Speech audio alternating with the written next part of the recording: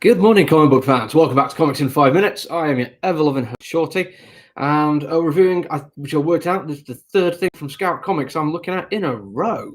And we started with Scumbag, which was a brilliant, mature, it's not Scumbag, sorry, shot show, mature take on what could have been Scumbag, but did it way better. The artwork wasn't quite as nice, but it did its job really, really well. And then one of my best of 2020 comic books, Grit, 3 issues of absolutely brilliant monster hunting action. Absolutely adore it, and I'm really hoping to do more of it.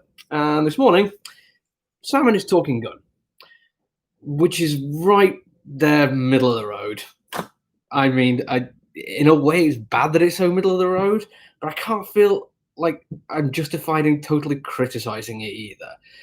It's a revenge story, and as I've previously stated, I've quite enjoyed some revenge stories this year. The Western revenge is particularly entertaining for me.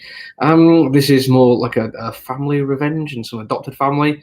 Kind of leaning into a little bit what Heavy did, kind of, but Heavy from Scout had a lot more fun going on with it. This one has some great action sequences, and it does a thing I really like. I mean, let's start with the positive stuff. I mentioned before in a review of Something Is Killing the Children, how they play around with the where the barrier lies and the guttering between splash pages like this. So your eye basically goes like in odd directions when you're following the action, and it works really, really well in horror. And it works pretty well in this. I mean, it worked better in the horror story. I can't deny that one. There's something about what was going on in that particular instance was it was somebody describing something they remember, but they remember it clearly because there was clearly something supernatural going on, and they were confused about what they were describing. It made a lot of sense that your eye wasn't following it correctly. It kind of imitated the failure of recollection, which was great. In this one, it's more just kind of trying to recreate the over-the-top, very fast camera edits of some Hollywood action movies.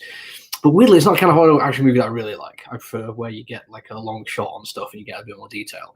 So it's a nice idea, but it doesn't really work. But that, again, is kind of what happens throughout all of it, really. The revenge story is kind of cool. You've got definitely some interesting little bits going on there. Unfortunately, the characters are a little bit simply drawn, I suppose. I don't mean that in an artistic way. I mean, how the character is presented through dialogue and action, which again fits in with just it's very middle of the road. There is some a nice little flashback sequence, which adds to what's going on and gives you some nice background, but not really 100% necessary. And not done in a way that really added much to it. There's a little bit of foreshadowing of stuff that we don't know yet. We're about to find out about, and that's kind of cool. But again, it's not done as well as a lot of other comic books do it.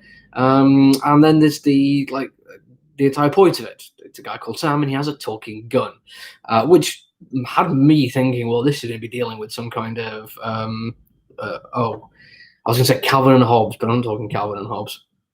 Great comic book. Is one of my favorites from a couple of years ago, of a guy who becomes a cop who still has an imaginary stuffed panther, which was brilliant. I thought it could be something along those kind of lines, but it isn't that either. It appears that he's been given at some point some concoction which is going to make him into a vegetable, and his brain has never quite recovered correctly. And mostly what his gun says is bang, and it's all right. Like they have this thing where other people shooting and you get a lot of just onomatopoeic bang, bang, bang, bang, bang going on. But when he takes a shot, it's just a 6-shot revolver. So each one comes out as just a single speech bubble, bang, exclamation point. And that's a nice little thing. It has 2 other things it says, but one of them clearly would just be his own mind talking to himself, are you sure you're ready for this? The other one, it's well, hang on, is the gun actually a fully sentient thing? Is it seeing something that he can't relay information to it? The way the panel is laid out, it's not 100% clear what's going on with it. And that's a little bit frustrating, because well, if he is just going a bit crazy, it could be entertaining to see what caused that and how he's been dealing with it and what effect it's going to have on him. If it is a supernatural gun, that's even cooler. Let's see what's going with this one, because there's something about the gun that's going to come back later on because something happened in it, and it's yeah, okay, that could be a really cool plot device. But it doesn't really go with either of them. It just leaves me going, oh, so maybe it's a talking gun in this kind of cool revenge story, which is got some decent action sequences in it.